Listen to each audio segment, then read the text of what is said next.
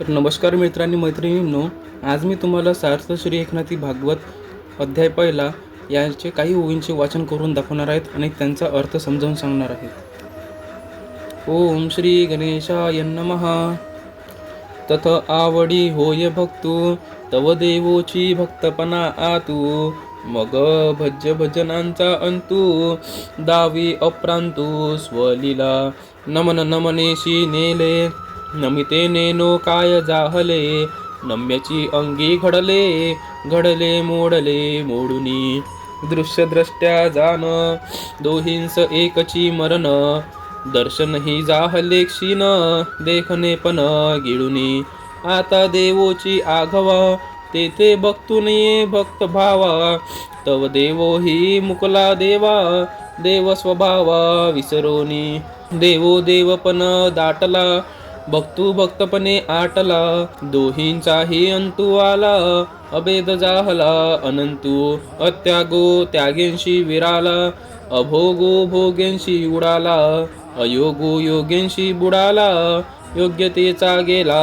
अहंभाव, वैशियावरही अधिक सोसू, सायुज्या माझी होतसे दासू, तेथील सुखाचा सौरसू, अति अविनाशू अगोचरू, शिवे शिवोची अजिजे, हे ऐशिये अवस्थेसी साजे, हे रवी बोलची बोलिजे, परी न पविजे निज भजन, ये अभिन्न सुखसेवे आंतू, नारद आनंदे नाचत गातू, सुखसनकादिक समस्तू, जाले निज भक्तू येनेची सुखे, सागरी भरे भरते, ते भरते भरे तरी आणते, तैसे देवेची देवपणे येथे, केले माथे निज भक्त, सागर सरिता जीवन एक, परिमिडनी भजन दिसे अधिक, तैसे एकपणेही देख, भजन सुख उल्हासे, वाम सव्य दोन्ही भाग, परी दोनामी एकची अंग,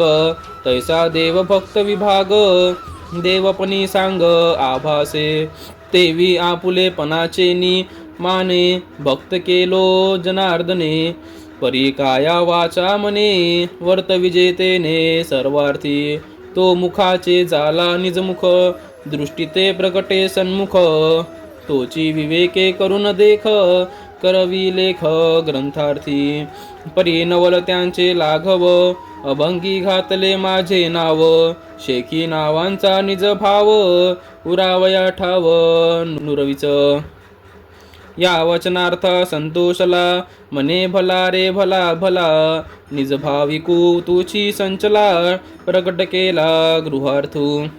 आता या ओवींचा मी अर्थ समजावून सांगणार आहे.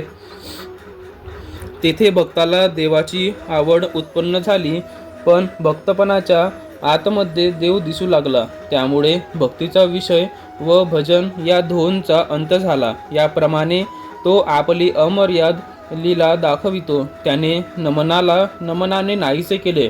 नमन करणाऱ्याचे काय झाले हे काहीच कळेना. ज्याला नमन करावयाचे ते स्वतः झाल्यामुळे बाकीचे सर्व भाव विरून गेले. दृश्य व द्रष्ट्या दोहोंना एकदमच मरण आले आणि पाहता पाहता दर्शनही नाहीसे झाले. आता फक्त तो देवच एकटा उरला. पण तेथे भक्त नाही व भक्तीही नाही. तेव्हा देवही देवरूपाला विसरून गेला व आपल्या देवत्वाला मुकला. सर्वत्र देवपणाने देव भरून राहिला. त्यामुळे भक्तपणाने भक्त नाहीसा झाला. याप्रमाणे दोघांचाही अंत होऊन अभेद अवस्थेत अनंतरूप शिल्लक राहिले. अत्याग त्यागामध्ये गिळून गेला. अभोग भोगातच लीन झाला. अयोग योगामध्ये बुडून गेला आणि योग्यतेचा अहंपणा नाहीसा झाला. याही अवस्थेपेक्षा अधिक उच्च अवस्थेची भक्ताला इच्छा असते आणि तो पूर्ण सुखाच्या सायुज्य स्थितीचा दास होतो. तेथील सुखाचा रस हा विनाश न पावणारा आहे व डोळ्यांना न दिसणारा आहे. शिव भूत्वा शिवम यजेत, म्हणजे शिव होऊन शिवाची पूजा करावी अशी स्थिती प्राप्त होते. एरवी बोलणे हे नुसते बोलणेच आहे. त्या योगाने सत्स्वरूपाची प्राप्ती होऊ शकणार नाही. या अभिन्न अवस्थेतील सुखकर सेवेत नारद मुनी आनंदाने गाणे गात असतात आणि तल्लीन होऊन नाचत असतात. शुक सनकादिक हे सारे स्वरूपाचे भक्त झाले. ते याच सुखामुळे. ज्याप्रमाणे समुद्राला भरती आली म्हणजे त्या पाण्याने खाडी भरून जाते, त्याप्रमाणे देवाने मला आपला देवपणा देऊन भक्त केले. समुद्र आणि नदी यांचे पाणी एकसारखे असते, पण त्या दोहोंचा संगम विशेष शोभून दिसतो. त्याप्रमाणे परमात्म्याचे ऐक्यभावाने भजन केल्यास अधिक आनंद प्राप्त होतो. डावा आणि उजवा असे दोन शरीराचे भाग आहेत, परंतु या दोन्ही शब्दांनी एकाच दोहाचा बोध होतो. त्याप्रमाणे देव आणि भक्त असा भेद भासला तरी देवपणात दोघांचे ऐक्यच अनुभवास येते.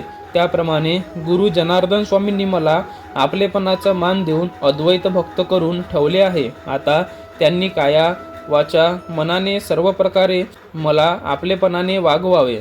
जनार्दन स्वामी माझ्या मुखाचे मुख झाले आहेत.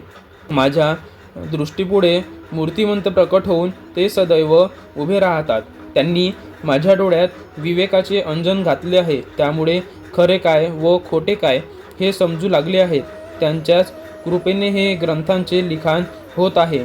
सद्गुरूंचे कौतुक विलक्षण आहे. त्यांनी माझे नाव अभंगामध्ये घातले आहे. शेवटी नावाचा अभिमानही उरावयास जागा ठेवली नाही.